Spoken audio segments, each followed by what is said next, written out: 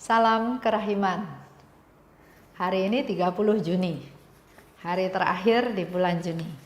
Kita akan baca dari 1707, 1708, dan 1789. Kita mulai ya. Dalam nama Bapa dan Putra dan Roh Kudus. Amin. Kemuliaan kepada Allah di surga dan damai di bumi bagi orang yang berkenan kepadanya. Kami memuji Dikau, kami meluhurkan Dikau, kami menyembah Dikau, kami memuliakan Dikau, kami bersyukur kepadamu karena kemuliaan-Mu yang besar. Ya Tuhan Allah, Raja Surgawi, Allah Bapa yang Maha Kuasa.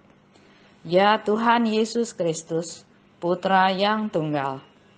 Ya Tuhan Allah, Anak Domba Allah, Putra Bapa. Engkau yang menghapus dosa dunia, kasihanilah kami. Engkau yang menghapus dosa dunia, kabulkanlah doa kami. Engkau yang duduk di sisi Bapa, kasihanilah kami.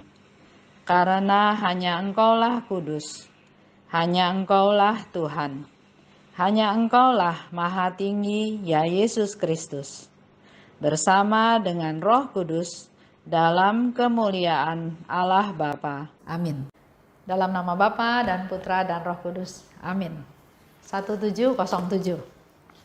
Dalam perjalananku menuju Serambi, aku singgah ke kapel sejenak. Hatiku benar-benar membenamkan diri dalam adorasi sambil memuji kebaikan Allah dan kerahimannya yang tak terselami. Kemudian aku mendengar kata-kata ini dalam jiwaku.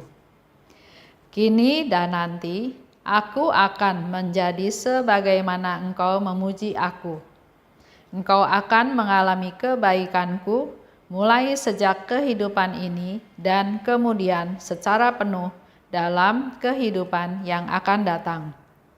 1708. Oh Yesus, aku sangat bersukacita ketika menyaksikan Engkau dicintai dan mendengar pujian serta hormat bagimu, khususnya pujian terhadap kerahiman-Mu bergema di mana-mana. Oh Kristus, sampai akhir hayatku, aku tidak akan berhenti memuliakan kebaikan dan kerahiman-Mu. Dengan setiap tetes darahku, dengan setiap denyut jantungku, aku memuliakan kerahiman-Mu. Aku ingin seluruh diriku diubah menjadi kidung kemuliaan bagi-Mu. Apabila aku menghadapi ajal, biarlah detak jantungku yang terakhir menjadi madah merdu untuk memuji kerahiman-Mu yang tak terbatas. Terakhir, 1789. Hari ini, aku menyaksikan kemuliaan Allah yang mengalir dari gambar kerahiman ilahi itu. Banyak jiwa sedang menerima rahmat, meskipun mereka tidak menceritakannya secara terbuka. Meskipun gambar itu mengalami aneka kejadian, Allah tetap dimuliakan karenanya. Usaha-usaha setan dan orang-orang jahat sudah berantakan dan hancur lebur.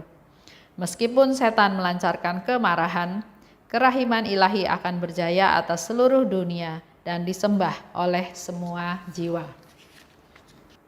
Suster Faustina cerita ya, dia bilang dia mau ke Serambi, tapi dia mampir ke kapel dan melakukan adorasi. Kalau saya lihat di sini, dia selalu memakai waktu yang ada, kesempatan yang ada, walaupun sebentar, untuk ketemu Tuhan, untuk memuliakan Tuhan, untuk memuji Tuhan. Ya. Dia mampir ke kapel dan melakukan adorasi untuk memuji kebaikan dan kerahiman Allah. Dan tiba-tiba dia mendengar suara dalam hatinya. Di situ dikatakan, kini dan nanti, sekarang dan nanti, aku akan menjadi sebagaimana Engkau memuji aku. Aku akan menjadi sebagaimana Engkau memuji aku. Kita pernah nggak memuji Tuhan? Kita puji Dia sebagai siapa? Sebagai apa? Penyelamat? Saudara sulung? Penghibur? Sahabat? siapa? Tuhan itu sama kita dipuji sebagai apa? Sebagai siapa? Karena di sini dikatakan, aku akan menjadi sebagaimana engkau memuji aku. Pertanyaannya, kalau kita nggak pernah memuji Tuhan, terus Tuhan yang bagaimana? Yang akan menjadi dalam hidup kita. Tuhan, engkau penghiburku. Yesus bilang, aku akan jadi penghiburmu. Jadi Tuhan akan menjadi sebagaimana engkau memuji aku, katanya. Oleh sebab itu, mulai sekarang rajin-rajin memuji Tuhan. Ya, dikatakan oleh Yesus, aku akan menjadi sebagaimana engkau memuji aku. Engkau akan mengalami kebaikanku mulai sejak kehidupan ini dan kemudian secara penuh dalam kehidupan yang akan datang.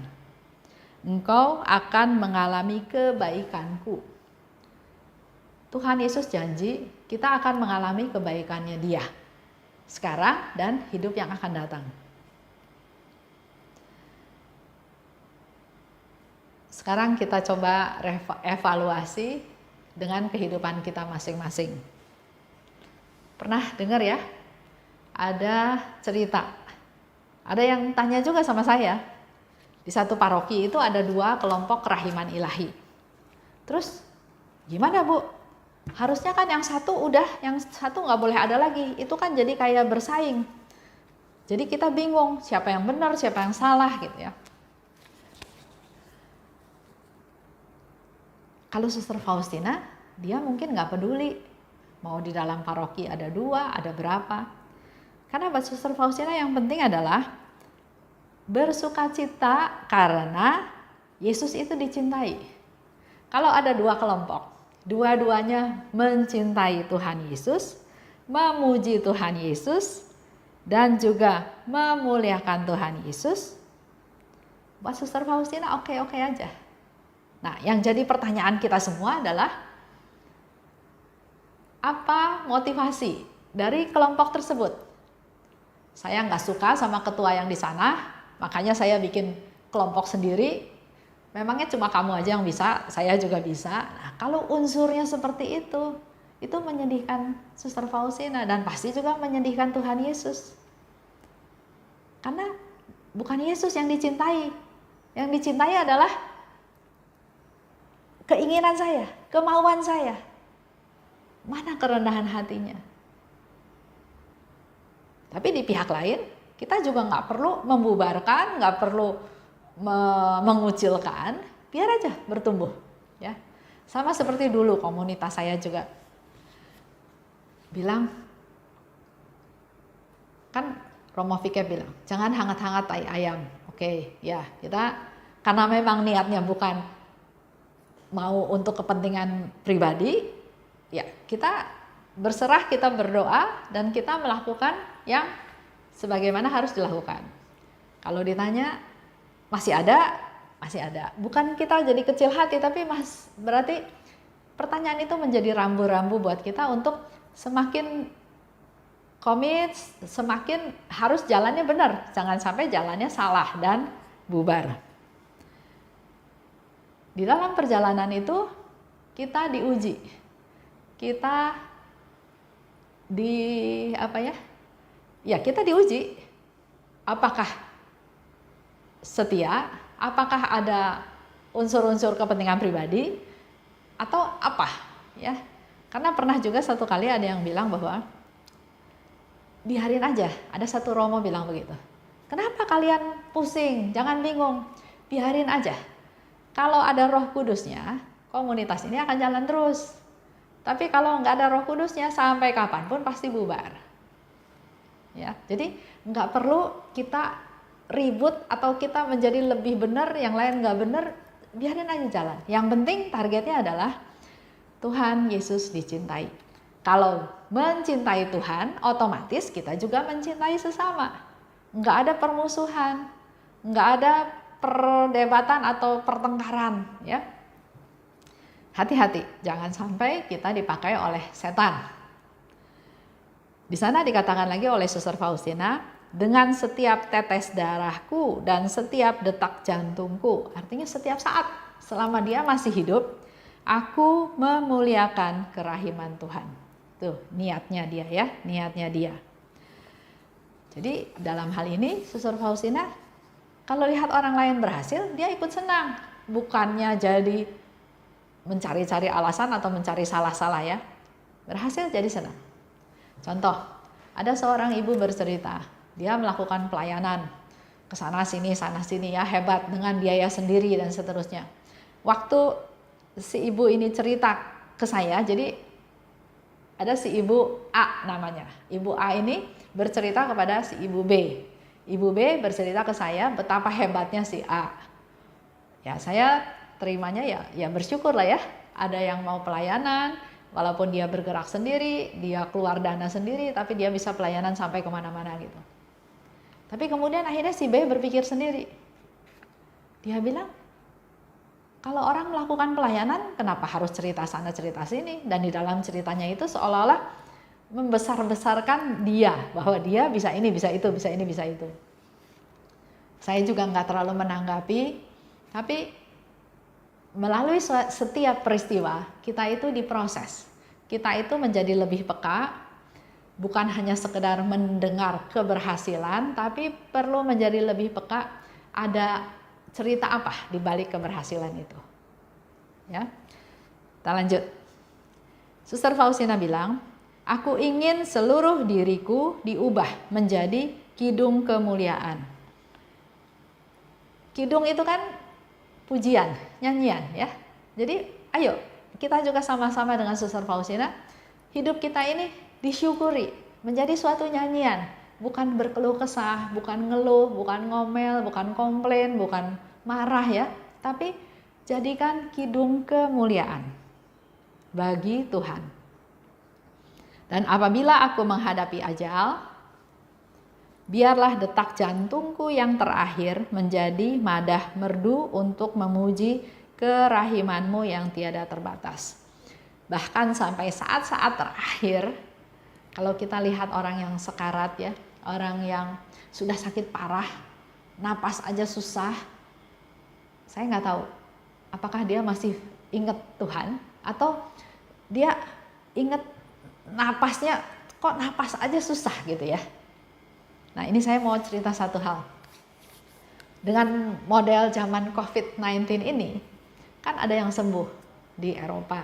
Orang sudah sangat tua, sembuh, bersukacita. Semua orang senang karena memang penyakit ini kan nyerangnya ke orang tua.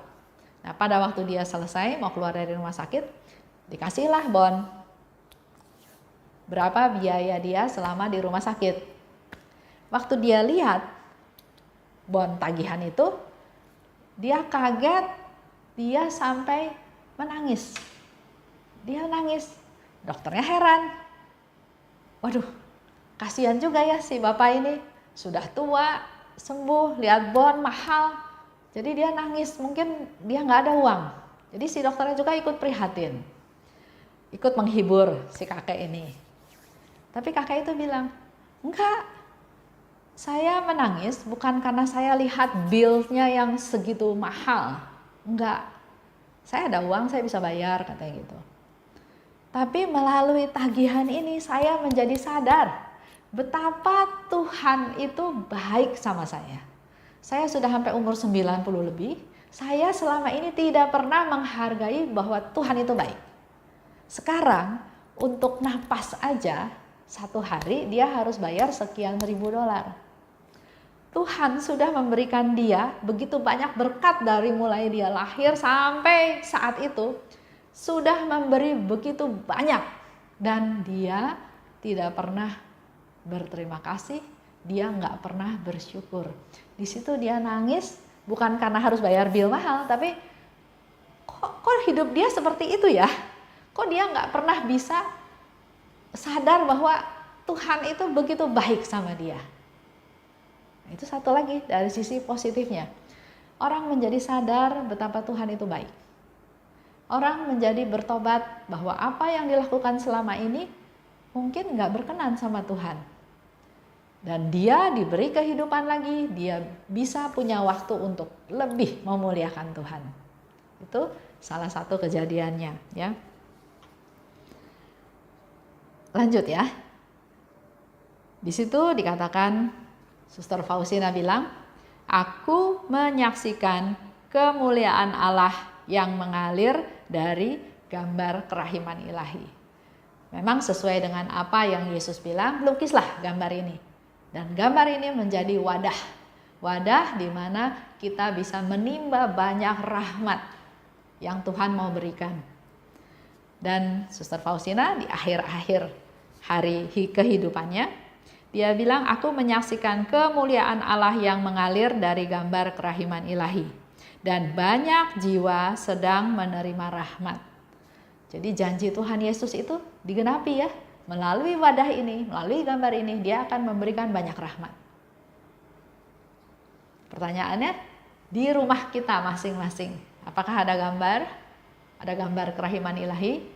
Apakah kita menghormati Tuhan melalui gambar kerahiman ilahi ini? Setiap kebaikan selalu setan gak suka.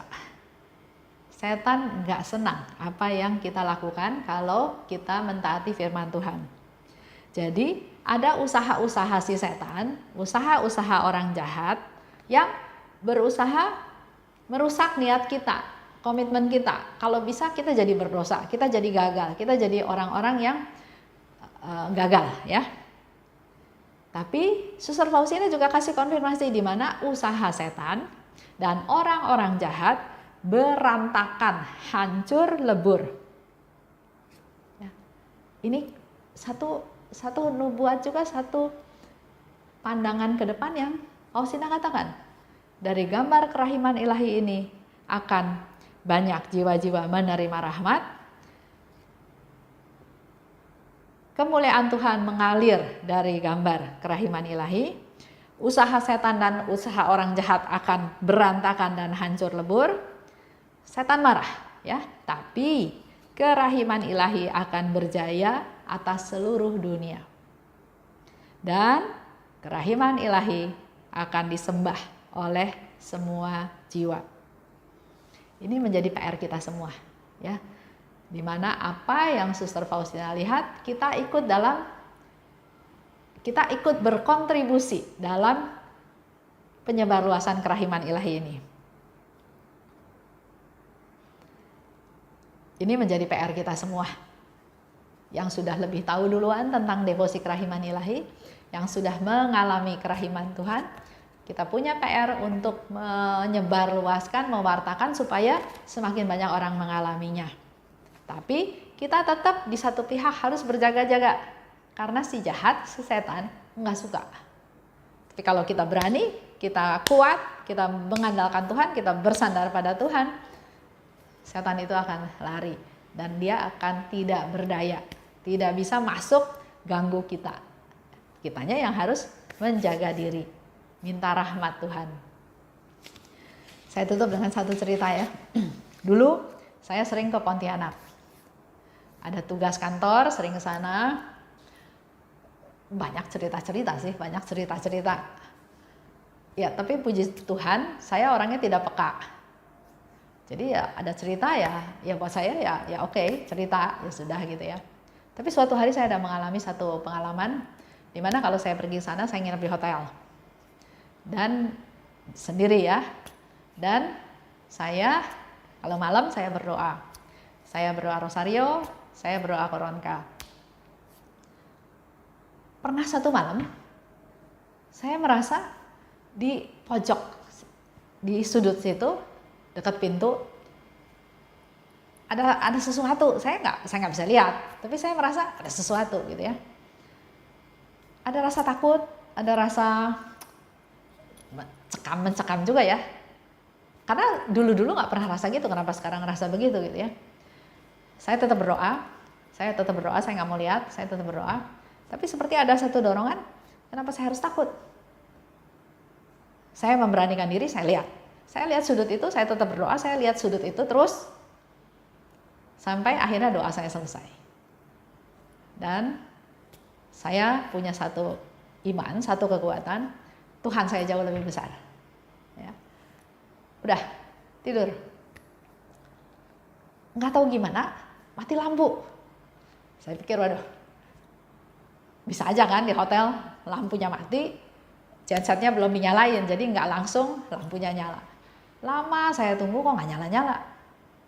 Tapi terus udah gitu saya lihat dari bawah pintu, sepertinya lobi selasarnya sudah nyala. Kenapa kamar saya masih belum nyala ya? Saya mulai agak bingung juga, kenapa ini?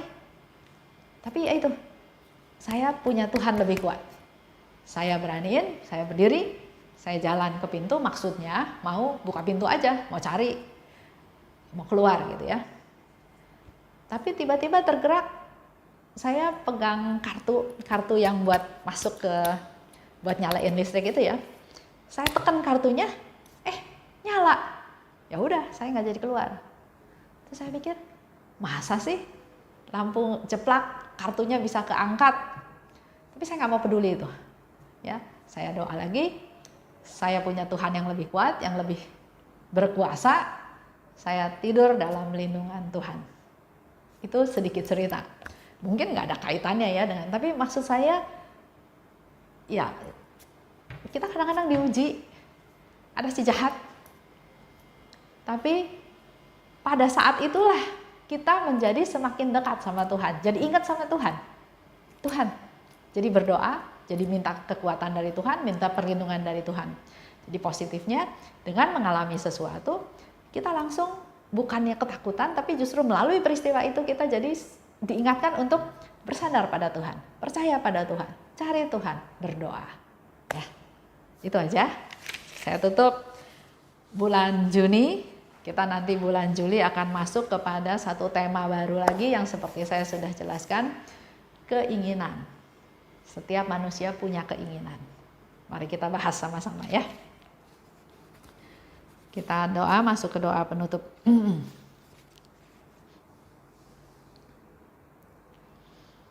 Dalam nama Bapa dan Putra dan Roh Kudus, amin. Terima kasih Bapa atas penyertaan-Mu di mana hari ini kami sudah menyelesaikan pembahasan Diary Faustina di bulan Juni. Artinya per hari ini kami sudah membahas setiap hari selama 2 bulan. Terima kasih atas pencerahan dari-Mu, atas penghiburan dari-Mu, dan atas banyak hal yang boleh kami alami. Juga terima kasih untuk semua teman-teman yang ikut acara ini, yang juga memberikan respon, memuji Tuhan, berterima kasih padamu karena banyak masalah-masalah yang bisa diselesaikan. Ada solusinya, ada pencerahan, ada jalan keluar.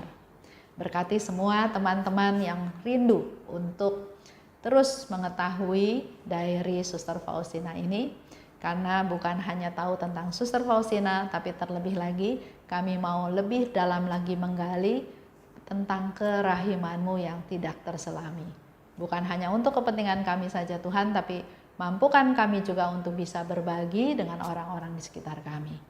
Berkati kami semua Tuhan, berilah kami kesehatan, berilah kami waktu, kemampuan, interest, keinginan untuk lebih tahu lagi tentang Engkau, khususnya masuk ke bulan Juli.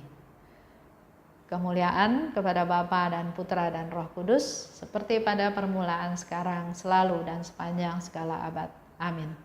Dalam nama Bapa dan Putra dan Roh Kudus. Amin.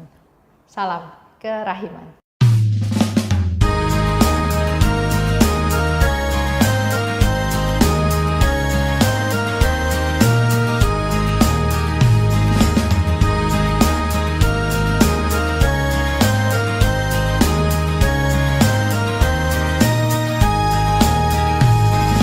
Berbahagialah jiwa yang menyerukan kerahiman Tuhan.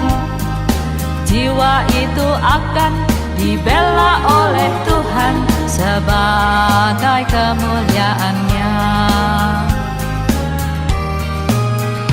Pujilah kerahiman Tuhan dengan mengandalkan kerahiman-Nya itu.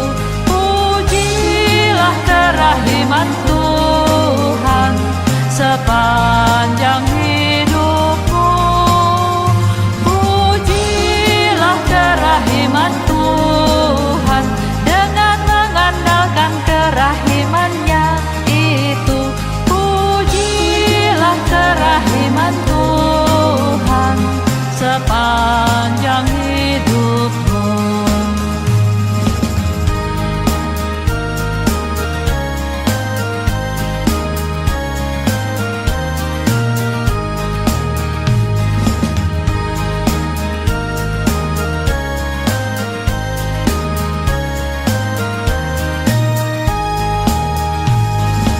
Berbahagialah jiwa yang menyerukan kerahiman Tuhan. Jiwa itu akan dibela oleh Tuhan sebagai kemuliaan-Nya. Pujilah kerahiman Tuhan dengan mengandalkan kerahiman-Nya itu. Pujilah kerahiman Tuhan sepanjang hidupmu. Pujilah kerahiman Tuhan dengan mengandalkan kerahiman-Nya itu. Pujilah kerahiman Tuhan sepanjang hidupmu. Pujilah kerahiman Tuhan dengan mengandalkan kerahiman-Nya itu. Pujilah kerahiman Tuhan sepanjang hidupmu. Pujilah kerahiman Tuhan dengan mengandalkan kerahiman-Nya